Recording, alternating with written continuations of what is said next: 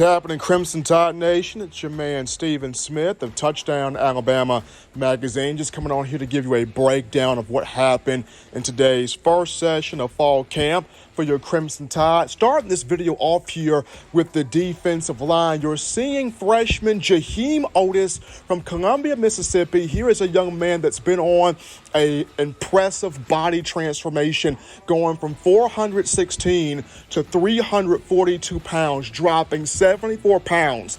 Coach Saban mentioned back in the spring that he is unblockable. He flashes great potential, great ability. And with this type of dedication and determination to get in shape and stay in shape and wanting to be on the field, wanting to be impactful, wanting to be a big-time player and contributor, even as a freshman, keep your eyes on 91 Jaheim Oatis to have some type of impact on this defensive line, especially in the front rotation there. Now, as we flip this over to the defensive secondary, you're noticing number 13, Malachi Moore, going through backpedaling and angle tackling drills here. He looks to be wearing a black brace on his knee. Does not seem to be slowing him down or limiting him in any type of capacity. Moore, since his freshman year, hasn't quite had the production that U.S. fans are used to seeing him have, but he's been through some injuries. 2020, the latter part of his freshman year, he dealt with back spasms, which was the reason why he missed a couple of games down the stretch of that national championship season. And then 2021, he dealt with some shin splints, but he's finally healthy, 100% for the first time since coming to the University of Alabama from Hewitt-Trussville High School. And he's looking forward to having a big bounce-back year in this defensive secondary. But there is Malachi Moore. He's working on the angle tackling drills here in this clip. All right, Bama Nation, now we move to all the defensive backs going through backpedaling drills here. When you look at guys like Jordan Battle, Brian Branch, DeMarco Helms, Malachi Moore, Eli Ricks, Jaquez Robinson, all of the DBs going through backpedaling drills with Charles Kelly, safeties coach, Travaris Robinson, cornerbacks coach, and head coach Nick Saban. This is a position where Alabama's got a lot of veteran leadership back in that secondary. Having Jordan Battle and DeMarco Helms back, two guys who have played a lot of football. This is a big deal in terms of the communication factor. When you look at Brian Branch, has played a lot of football. Malachi Moore has played a lot of football. Yes, Kyrie Jackson and Kool-Aid McKinstry were kind of thrown to the fire during the latter portion of last season, but they've got experience. And even one Eli Ricks coming over from LSU via the transfer portal has experience. In this other drill here, you've got Bama DBs working on the kick, working on the kick slide and punch drill, making sure they're staying in front of wide receivers. They're able to be physical with these guys, reroute these guys, and run with these guys on the field and playing the ball as well as playing the receiver. You're seeing quite a few DBs in this drill, whether it's number 1, Kool-Aid McKinstry, number 6, Kyrie Jackson, number 23, Jaquez Robinson, and number 7, Eli Ricks. This is an Alabama defensive secondary that wants to create more pass breakups, that wants to create more interceptions, that wants to be a lot more impactful than what it was a season ago. And Coach Saban getting them doing this in this kick, slide, and punch drill.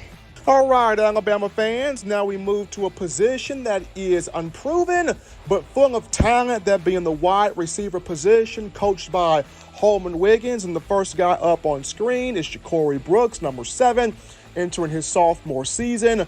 Brooks had some big moments in 2021. Caught the 28-yard game-tying touchdown against Auburn in the Iron Bowl to force 4 overtimes. Crimson Tide got the 24-22 win. He also had the touchdown catch against Cincinnati in the Goodyear Cotton Bowl. Now, Brooks did not participate in spring ball. That includes the A-Day game, had an injury there, but Coach Saban said he is fine. He is good to go. Behind him, we have number 11, Trayshawn Holden, former 4-star in the 2020 class, entering his junior season. He's a veteran in this receiver room. He's got size, he's got speed, he's got routes, but the one thing that people want to see from him is, can he pop? Can he have that big moment this season? And We'll look to see that come into fruition. And then here we have freshman Shaz Preston, number 18, making this catch here in drills. He comes over as a 4-star from Louisiana. Keep your eyes on him. Strong physical hands, big body type, probably the most physical receiver Alabama brought here in this signing class. But that's Ja'Cory Brooks, Trayshawn Holden, and Shaz Preston here making some plays in this drill.